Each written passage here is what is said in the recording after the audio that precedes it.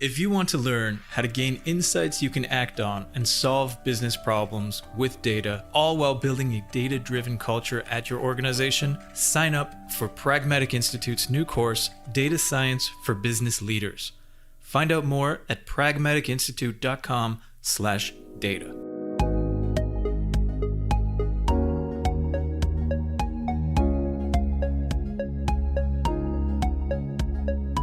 Welcome to Data Chats, a podcast by Pragmatic Institute and the Data Incubator, where we tackle data topics and trends with experts, industry leaders, instructors, and alumni.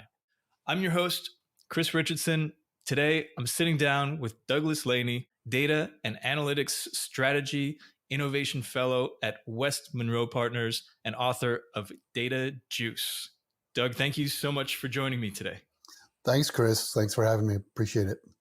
Well, I'm looking forward to picking your brain and getting a lot of these examples. You have a number to choose from, so we're obviously not going to get to all of them, but Data Juice is a great place to look for these sort of concrete applications of how to make data work for you. So maybe we can start a little bit about that. Can you tell us a little bit about your background and how you got started with this project in particular, Data Juice? Yeah, sure. So I'm going to give you the whole story background, but like many of us, started out in the Big 8, Big 6, Big 4, whatever it was in your own time frame, got into the world of expert systems, found my way into one of the early data warehousing companies, actually ended up moving to Australia to run the business down there. And then came back and was with some software companies and other consulting firms, went back to Gartner, the IT research and advisory firm. And while I was there, I said, listen, I really want to start looking into this concept of data as an actual asset. And what does that mean to organizations? I realized after the 9/11 terror attacks that when companies lost their data in the Twin Towers, that data wasn't considered a property or an asset. And therefore the insurers didn't pay out on claims related to lost data. And so that kind of got my attention. And I said to Gartner, I'm like, I'd really like to research this and ultimately write a book on it. And they said, all right. So I published my first book called Infonomics, which was pretty well received, and is actually this summer's CIO reading list for the Wall Street Journal. And as part of that book, I included a number of stories on how organizations are using data and analytics in innovative and high value ways. And I now have a library of nearly 500 stories, and people have kind of prodded me to publish them. And so I picked 100, kind of my favorite stories or representative stories, and put them in the book. So right now I'm with West Monroe, a consultancy based out of Chicago with offices throughout North America and in London right now. And I'm what's called an innovation fellow. So I speak and write, kind of a brand ambassador, also a data strategist for the company. And they were supportive of me producing this next book, Data Juice, which is that compilation of stories. One of the things I wanted to do in the book was also include some commentary on each of the stories. And so I started writing the commentary myself, and then quickly realized that my advice was kind of homogeneous. So I conscripted 100 friends throughout the industry to help, take a look at each story and provide a commentary, analysis, recommendations, and that kind of thing. So I think the stories in the book are certainly inspirational, but the advice from thought leaders like chief data officers and consultants and so forth is really compelling as well. Yeah, and I realize now that you have, it sounds like, the perfect job to sort of collect these stories. And so I wonder, how do you do that in a way that allows you to ultimately produce something like this? So how do you prod people or ask people about stories, and how do you start to collect them methodically? Once you start listening for things or looking for things, they tend to appear. One of the advantages I had while I was with Gartner was vendors briefing us on their technologies. And the question I'd always ask, which was, all right, who's using it and what are the measurable business benefits that they're getting from it? And I don't want to hear about, you measured crap faster, or you analyzed stuff faster, you integrated data faster. What are the business benefits that were accrued to the business functions in your organization? That's kind of what I wanted to hear. So I started kind of collecting these stories. I maybe found them on Twitter or in the press. Ultimately, I hired some researchers to go out and search for them as well to kind of build that compendium. So yeah, they're out there, but I do get frustrated with the vendor community, saying, "Oh, our customers are so successful with our product because it helped them analyze stuff faster." I'm like, it's not really a real business benefit. So yeah.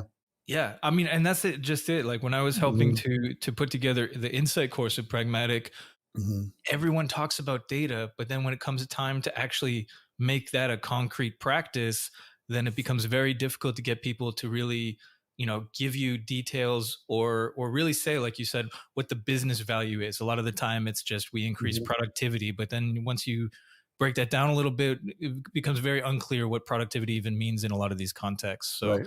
I wonder if you could maybe take us through, if you have an example, great, but how do you go from we are a great product, you should, we're going to, whatever the terms are, we give you value, we will, enhance your productivity. How do you go from that to something very concrete? Like, do you have any good examples of that kind of storytelling or generating that kind of information when you Yeah, I talk mean, to there are people? all sorts of like really good examples of how organizations are generating economic value from data, and that's really what the focus is. What kind of economic value are you generating for your customers, your clients, or your own business by deploying data? And not necessarily even your own data, but any data that you can get access to, maybe alternative data, external data, partner data, syndicated data, public data, web content data that you're harvesting. And so when I've looked at the variety of use cases that I've collected, and I can share some, but they kind of fall into two categories. One is indirect, what I call data monetization, where the business benefits are accrued to the kind of the company itself in terms of improved process performance or reduced risk or improved compliance or reduced cost or identifying new product or market opportunities or maybe digitalizing products or services. And then there are direct data monetization methods that organizations are applying where they're bartering or trading with data, they're licensing their data, they're selling insights or analysis or reports, or they're enhancing existing products or services by baking data into them. So the stories that I've compiled kind of fall into most of those categories. There are also some kind of really unique ways that organizations are monetizing their data. But just by way of example, Minute Maid, the orange juice brand that's owned by Coca-Cola, had an issue where one of the fast food companies said, "Listen, the quality of your orange juice is inconsistent season by season and region by region because of we understand you're sourcing oranges from different places, different times of the year, but we need it to be consistent all the time, everywhere." And so they sicked some flavorologists on an orange to determine that there are 600 flavor components to an orange. Who knew? No wonder I love orange juice so much. And then they gathered all sorts of data like crop yields and cost pressures and regional preferences and satellite images of crop fields. They claim a quintillion data points went into this precise dynamic formula for how to blend orange juice consistently, preserving and saving this and expanding this $2 billion business of theirs. So I think that's a great example of monetizing data. Yeah. And I guess, are there any cases where, at first you didn't see how they would be making money or how they would be monetizing and it surprised you? I'm sure that's come up with some of the things that you've looked at. Yeah. Maybe there's a government example where, and I was surprised that well, no, let me share this example. There was a company based here in Chicago that was formed, and they harvested. It was a company called Food Genius, and they harvested restaurant menu data and pricing data and ingredients. Basically by scraping websites of restaurants, and I think they had a partnership with Grubhub, I think, and they would sell that data and analysis to restaurateurs and boutique grocery stores and whatnot, so they could identify where there was red space or white space in the market, or where a particular ingredient was trending. Ultimately, they ended up getting acquired by U.S. Foods, a major food distributor here in North America, because U.S. Foods felt that they would, if they better understood demand for ingredients, they could better sell to the restaurants. So that was kind of unanticipated, from my perspective, that an unanticipated need for that data. Yeah. And I Yeah. guess to go along with that, as you're hearing more and more stories, Mhm. what stands out to you that makes something an important sort of data story as opposed to, Mhm. I'm sure you get a lot of somewhat monotonous Yeah. feeling stories that are kind of all the same. What stands out as something good, something that would get included in a book? Really, if it's got any kind of significant economic value, that's again a significant multiple of the investment is something that really stands out.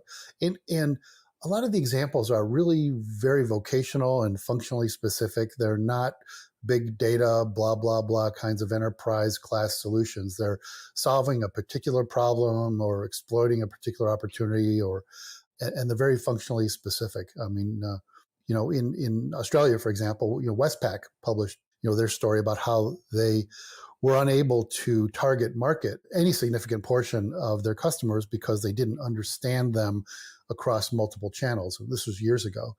And so they embarked on a effort they call the Know Me program, KNOW, Know Me program, where they created kind of the proverbial 360-degree view of the customer and were able to increase targeted promotions from 1% to 25% of the customers. By doing that, added tens of millions of dollars within just the first few months of additional revenue, which was just a multiple of the amount of time and money they spent on the initiative. So Mhm. yeah, those kind of jump out. Yeah. I mean, there's lots to talk about, but I want to ask you about this idea that you mentioned a little earlier about Mhm. data as an asset for organizations. How does that differ from what we normally think of as assets? Like, how can we better Yeah. envision data as an asset, and are there special things that we need to consider in this case? That's a great question and a real can of worms. So, as I mentioned, after the 9/11 terror attacks, some clients started contacting us, lamenting not only the tragic loss of life, but the loss of their data. We helped them calculate the value of their data because data was not a balance sheet asset. We submitted the Mhm. claims to the insurance companies. The insurance companies denied those claims, again, suggesting that data wasn't considered property.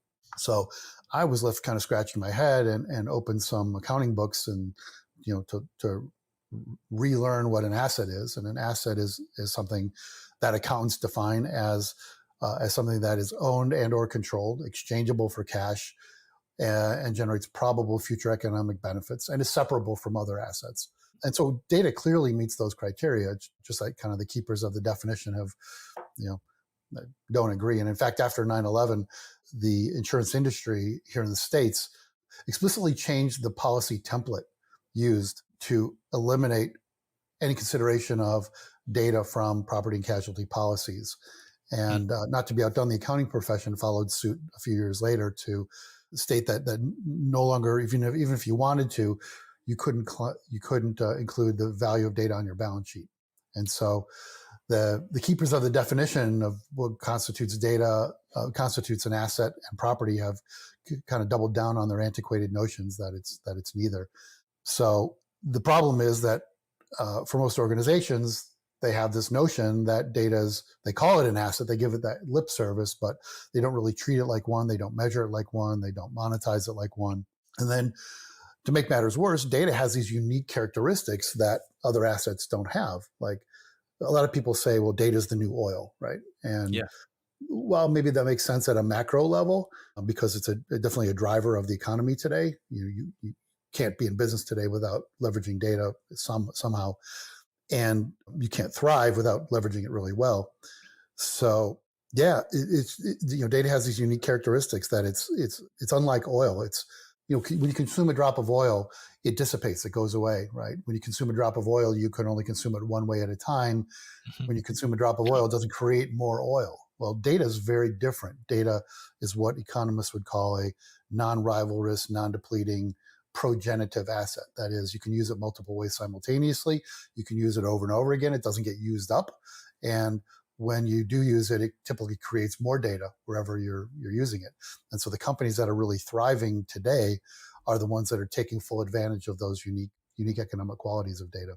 Yeah, that's interesting. I mean, I've been lately reading a lot about, cybersecurity, and it sounds like Mm.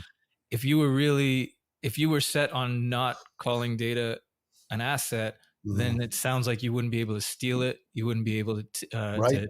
to protect it because like you would assets, and yet we all know that these are Yeah. major concerns. I mean, one of the worst things about data is because it's, again, non-depleting, when you steal it, you may not even know it's stolen because it stays Yeah, where it is, right? Nobody's actually taking it and physically, taking it away from you. They're yeah, creating a copy of it. yeah. And so it makes security even that much more challenging. I spoke to one of my colleagues, an expert in cybersecurity one time, and I said, how do companies know what to invest in, infosec or cybersecurity, if they don't know the value of what they're securing? And he Hmm. said, well, that's a good question. He said they're either spending what others spend, on looking for benchmarks, or, we call keep up with the Joneses, right? Or they're waiting for some kind of catastrophic event and then spending enough to make sure that doesn't happen again. So neither of those are really ideal ways to gauge an investment in something like data security. If you knew the value of what you were securing, you would know what to spend on how to secure it. Yeah, and I would Right. gather that in at least the stories you've collected, you can kind of put a price on the value of the Mm-hmm. data you're talking about because you can see how it was used. Sure. But at the same time, one, a lot of these people like taking menus and ingredients, for example, Mm-hmm. sounds like it's out there, but doing the work of collecting, cataloging, Mm-hmm. organizing, that's Sure. kind of where the data becomes more valuable. How do you start to think about assessing value then with data? Yeah. So again, just like any other asset, we can assess its value, economically or financially, by applying one of the three methods of valuation: the cost approach. Okay, what did it cost to collect or acquire or purchase or Hmm. generate that asset? We can use the market value. What would the value of that asset be if we were to sell it or license it to others? And then, what's the income or its contribution to cost savings, cost aversion, or revenue generation? And that's the way that accountants value other assets. And we can apply those same kind of methods to data. However, again, data has these unique qualities so that when we sell it, we're typically not transferring ownership of it. We're transferring rights to use it. So Hmm. those calculations they're a bit more nuanced than with other kinds of assets.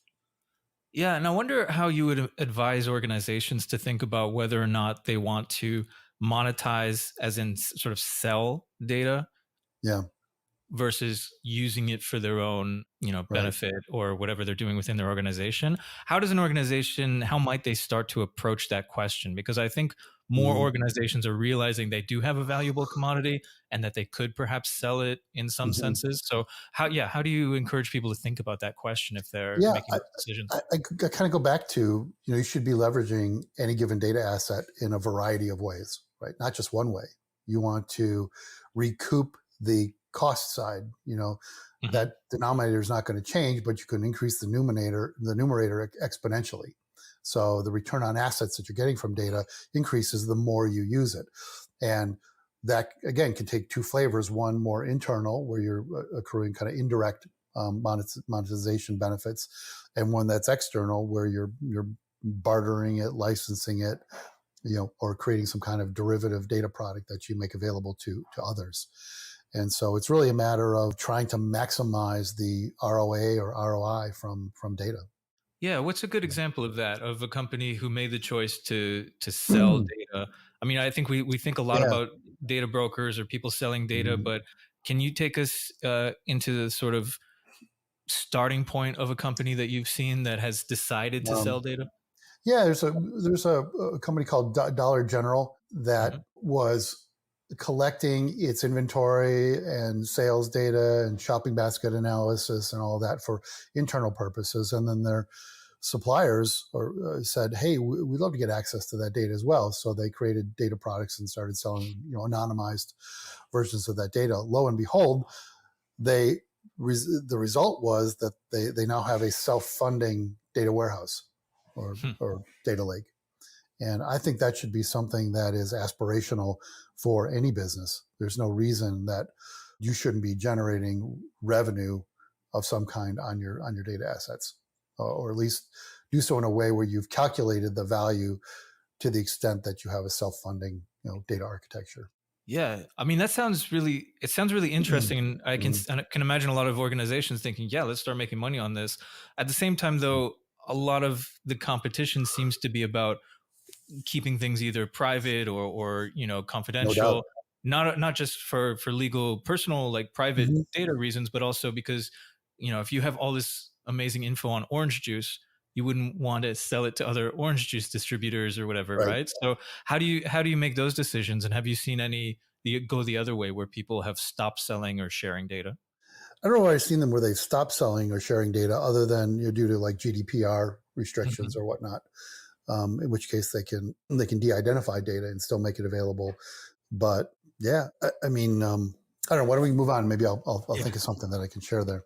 Yeah, if anything comes to mind, I'd be curious about, people in the same decision Hmm. starting point maybe as Dollar General. Was it Dollar General that you said? Yeah, Dollar General. Yeah.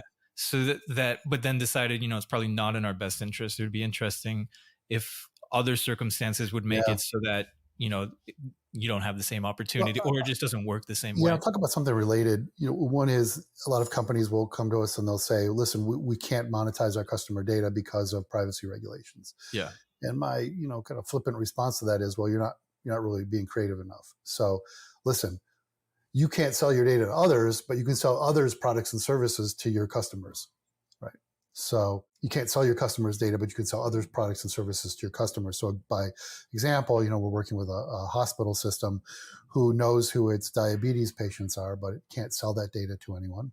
But it can sell healthy meal plans and gym memberships and at-home glucose test kits Hmm. to individuals, and either do that as a data for good solution, which a hospital is more prone to, or make a little referral fee on it, take a commission or some kind of referral fee. So anyway, I refer to that as inverted data monetization, and you may see this in like Facebook, for example, who is no longer outright selling its data because it got caught doing that.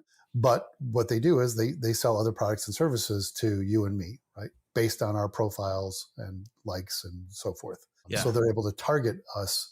And that's the way they monetize their customer data, by not licensing it to others, by referring other products and services to us. Yeah. Well, and that reminds me of some of the other issues that have come up is that in some cases, data scientists have gotten so good at what they do that it has a negative effect on consumers, right? There's the famous example of the girl shopping at Target who was Yeah. pregnant Yeah. that Target knew before her dad. Hmm. It seems like a lot of these things kind of pop up, and there's literally practices in place in some Hmm. organizations where they don't use the full extent of their data science just to Hmm. avoid freaking people out or appearing, like a nefarious organization. How should like what are some of the things that people should consider when they're going in that direction? They should consider the externalities, is what That's a good way of economists thinking of call it. them, Yeah. right? What are the unintended consequences? And so having a red team, blue team kind of approach, somebody who can think through the ethical, not just legal, but ethical issues Hmm. with anything that you're doing with data. And so I think it's important that any organization today has a data or digital ethicist on staff to review any use cases for data or technology. Yeah, that's actually a great point. Is that you can make a case just simply on economic value Mhm. of having a data ethicist, let alone Yeah, the ethical dimension of it. yeah, it's a risk aversion, right? Yeah. So And what are some of the risks then? Because I wanted to ask you, if more organizations are mhm. considering monetizing data, opening it up to people, what are some of those risks that they need to take into account? Well, the risk is, as you mentioned, you're exposing aspects of your business. People may be using that data in unintended ways. They may be sharing it with people that you don't want them to. There's a risk that if that data is wrong or has quality issues, again, that could introduce some exposure. It could highlight things about your business that you didn't really want highlighted. So, yeah. I mean, I worked with, I can tell this story because they tell it publicly, Allstate Insurance. Hmm. And they said, listen, there's an automobile company that wants to purchase our claims data so that they can build better and safer cars. Well, that's a great idea. It's a win-win-win for everyone, right? But Allstate said, somebody at Allstate said, listen, their motto is we're the good hands company, so we can't be seen as selling our customer data, even if we anonymize it, aggregate it, de-identify it, blah blah blah. And I said, so this is not a technology issue. It's not a data issue. It's a brand issue. So why not take this idea off brand and create a joint venture or a separate company or something like that? And that's exactly what they did. They created a company called Arity, Arity, which is a separate company to monetize their data. Hmm.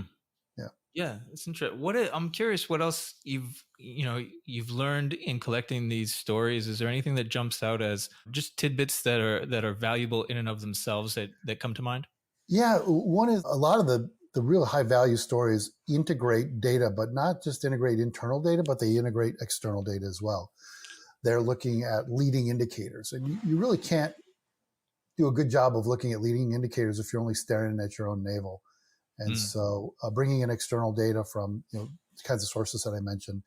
Some of the other ones are also where they've identified kind of dark data internally, unused or unutilized data, and hmm, identified really that they're sitting on a gold mine of data. Like there's another insurance company that realized they were sitting on 10 years of adjuster reports, and those adjuster reports, certain language omissions, things like that, were indicators of fraud. So they trained a text mining algorithm to analyze the reports where they knew there was fraud involved, to train how to identify fraud.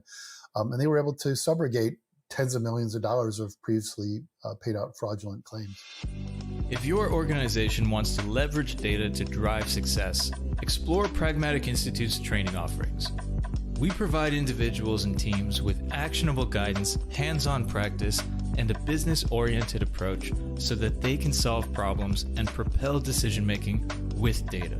Find out more at pragmaticinstitute.com/data. Wow, yeah. There's a lot of, I think, as you said, training data that people in an organization might have, but also that they might want to purchase. I wonder if there's anything you would recommend or any examples of, there's the general idea of, when you're starting something, do you partner, do you buy it, or do you build it? I think the same goes with data, right? Yeah, I Should mean, we buy data? Is it worth it? How do you start to think about that, or what are some of the key issues at stake when you think one about is you kind buying of it? look for holes in your own data. So maybe you come up with a use case. And so we work with companies to go through an ideation process. And via that ideation process, we'll often come up with some ideas that would require some external data that they don't currently have, whether it's some kind of market data or climate data or geolocation data or something that they need to integrate. And so today there are multiple sources of all of that data out there. And just like we're having supply chain issues around the world right now with raw materials, I think companies need to be aware of that there are alternative suppliers of data out there as well, and keep those in mind. And I think it's most organizations have at least an individual, if not an entire department, dedicated to procuring office supplies, but nobody dedicated to procuring data supplies. I think that's a tragic mistake for companies today. That's an interesting thing. What would you call that position? Data curator, I guess. Some people call it a data wrangler, but yeah, you've got a procurement team, call it data procurement, right? Yeah. So Yeah, that's a really interesting point. I think that points to one of the ways organizations are changing, because we didn't have a lot of these positions, 10 years ago or so, not in most organizations, right? Now, as you said, virtually every organization has people that their only focus is data. How is that going to evolve, or how do you see that evolving based on what you've been seeing? Well, I'll tell you what I think one of the other challenges is that I analyzed hundreds of MBA programs and found that the vast majority, 97, 98% it was at the time, had classes for data analytics. Okay, great. So great. MBA should know how to analyze data, beyond using just Excel. But very few, maybe 2%, had any coursework in data management. So I think I'm concerned that we're graduating an entire generation of future business leaders who know how to manage people and processes and numbers, but not data. And that's going to be problematic for companies as data continues to explode. Yeah. What are some of the things that you would want them to be able to do, or that seems, important that may be missing right now in terms of managing data? Even just to understand what kinds of data architectures are appropriate for certain kinds of analytics. I think that's kind of the basic one. To understand, to become more data literate, understand the difference between structured and unstructured data, metadata, master data, the variety of kinds of data quality issues and what creates them and how to mitigate them. I can go on and on, but yeah, those are some of the big ones. Yeah. Well, how to integrate data, right? yeah. Well, and to build on that, right? Have you seen, or can you think of some stories that you've come across where the person clearly was able to manage data in an effective way, and it really, led to beneficial outcomes for the organization? Any insights that you've seen, or people that have made decisions that, if Yeah. you didn't Well, know, if you took the basic MBA, you wouldn't be able to do it? here's one that comes to mind. It's somewhat related. I was meeting with someone from Stats New Zealand, and he said, "We don't allow anyone to touch the data until they go through a safe handling program." Right. So if we're thinking about data as an asset, we should be able to apply asset management principles and practices to it. And they think about data much like an asset, and nobody gets to handle data, touch data, curate data, integrate data, do anything to data until they are trained on safe data handling practices, just like they would in materials management. Yeah. So I think I love that story. Yeah, I get it. For me, I get this impression of like, or the visual of somebody with like white cotton gloves at an Yeah, archive, right? Being able to handle things. yeah. What would it literally look like though? Or what are some of the things that you would learn in a case like that? You would get trained in how and why to make copies of data or not make copies of data, how to integrate data properly, the limitations of filtering or subselecting data for certain purposes, the understanding the provenance and lineage of data as it moves from its source and gets integrated Mm, to where it is, understanding how to interpret the metadata around a data asset, or create the metadata for it, or manage the metadata, understand data governance practices and policies. So yeah, those are just a few. yeah, I'm thinking now like when we talk about monetization, we've talked Mm-hmm. about a few different ways, but Mm-hmm. the general idea obviously with monetization is we made money by doing this, right?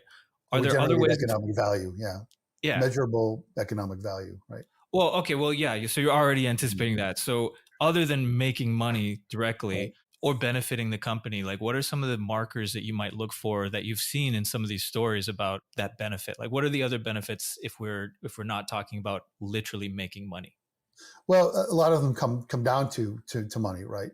Hmm. Whether you're saving costs or introducing new products or developing new markets or baking data into a product or service to make it that much more competitive. All of those things can be measured financially. There are things that can't, and so we're working with a large manufacturer now that's also interested in measuring things like its impact on the environment. Hmm. Does a particular data use case reduce carbon emissions? Does it create some measurable societal benefits in terms of health or safety or diversity or inclusion? And so these are additional things that we're measuring and rolling into the ultimate valuation of use cases that are suggested or conceived. Yeah. Well, and that's excellent. Yeah. Mm-hmm. That's what I mean is what else might we want to measure, or might organizations want to measure? I love Mm-hmm. the idea of yeah, carbon emissions is something you would want to measure. I don't know Environmental about. impact, societal impact are really the kind of the big two. Yeah. Well, but how do you start to measure societal impact? What are some of the markers? Health and safety are big ones. Mobility, physical mobility, economic mobility. Yeah, I don't work with a lot of government organizations right now. It's not kind of in our wheelhouse, but those are some kinds of things. Yeah. Are there any interesting measurements that you've seen that come to mind from your collection of stories? What are some of the more interesting measurements? Hmm. I'll have to think about that. If I remember, there's a story about, and I wrote about this in the book, about certain indigenous peoples there in Australia that sold their knowledge about how to properly, I think, irrigate land that's been developed over their 30, 50,000 year history. And they sold that knowledge to, I think, local government officials. And per the Kyoto Protocol, were paid handsomely for it, I think to the tune of like $500,000 a year or more. Hmm. So, they were measuring the impact on the environment and were able to quantify that economically. Interesting. Yeah. Yeah, and think about the type of data that's being monetized. It's an oral tradition that's being monetized, and it's Yeah. great that Well, we have protocols like the Kyoto Protocol that allow that now. yeah, well, and that's I won't get too Mhm. nerdy about that because I could Mhm. spend all day talking about that kind of thing with my Mhm. background in media studies. But Mhm. I do wonder, are there things like that's I think why we measure money? I mean, among other reasons, is Mhm. because it's very clear and easy to measure, right? It's Sure, dollar to it's dollar, common. what have you. Mhm. Yeah. Mhm. what are some of the things that people could potentially measure that you've seen maybe that don't often get measured, or it's difficult and so people might be skipping it? Well, there are derivative measures, so or indicative measures of value. So a few of the value metrics that I developed as part of Infonomics are non-financial. They're I call Mhm. foundational measures, and they measure things like we're speaking about data itself, so we're measuring things like its accuracy, completeness, scarcity, timeliness, integrity, ubiquity, believability, granularity, things like that can be measured about data that are predictive indicators of its ultimate financial value. We can look at its business relevance. How relevant is a given data asset across a range of business processes to anticipate its utility? We can measure data's impact on non-financial KPIs like sales cycle time or sales size, the size of a deal, to understand how it likely impacts financials. So I really like to be focused on leading indicators. There's so many trailing indicators when it comes to business.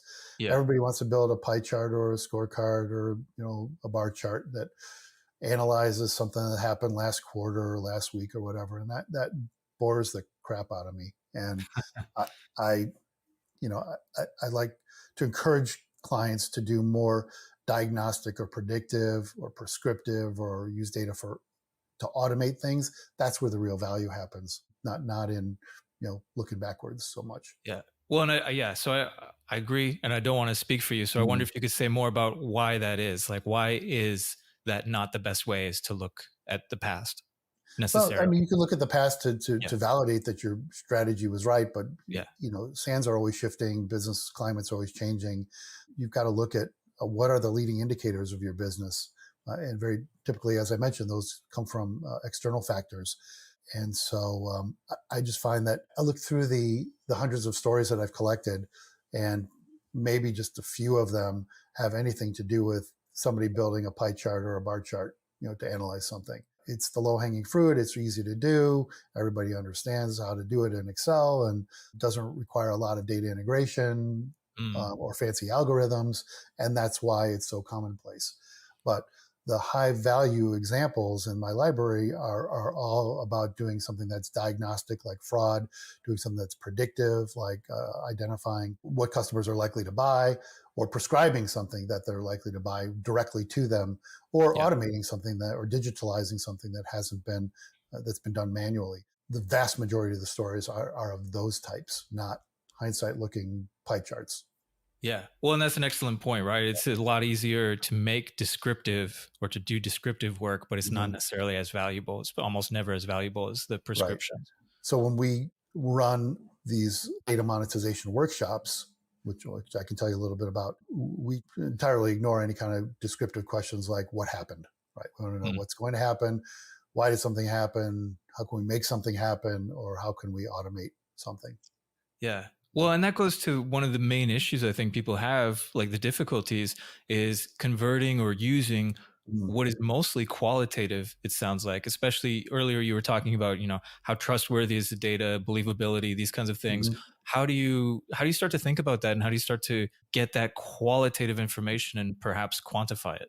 You have to pick a metric, or develop a metric for it. It's really difficult to use qualitative information really to make decisions or operate anything until you quantify it in some way. So, right now we're working with this manufacturer that wants to measure things like their environmental impact or societal impact, how to weigh different value metrics for data and use cases.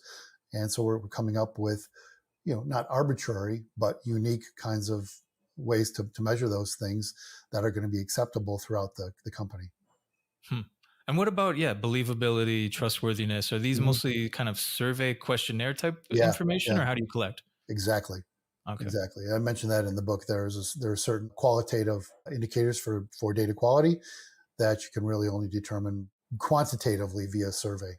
Hmm.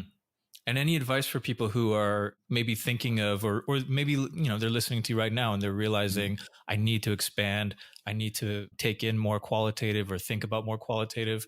Are there ways to do that better? Or have you seen cautionary tales maybe?